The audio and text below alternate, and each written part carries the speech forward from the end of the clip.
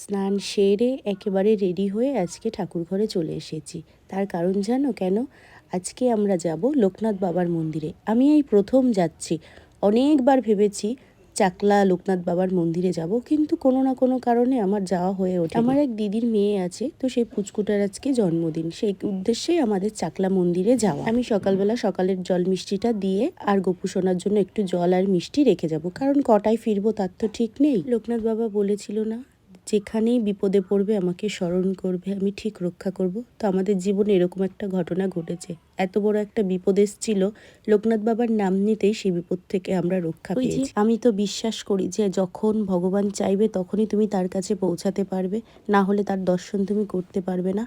তো এত বছর ধরে চেষ্টা করেছি যাওয়ার, কোনো না কোনো কারণে যাওয়া হয়নি। আমরা পৌঁছে গেছি লোকনাথ বাবার মন্দিরে, আর আমরা এখানে পুজো করে নেব। এখানে নামগোত্র দিয়ে পুজো করার পর আমরা সামনে মন্দিরের সামনে চলে গেছি। ওখানে লোকনাথ বাবার দর্শন করে আমরা ওখানেই ছিলাম অঞ্জলি দেওয়ার জন্য। অঞ্জলি দেওয়ার পরে বাইরে এসে ভগবানের উদ্দেশ্যে একটু ধূপ আর মোমবাতি জ্বেলে নিলাম। তারপরে আমরা এই মাঠটায় কিছুক্ষণ ছিলাম।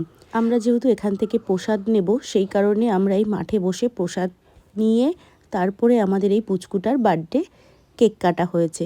রাধে রাধে সবাইকে।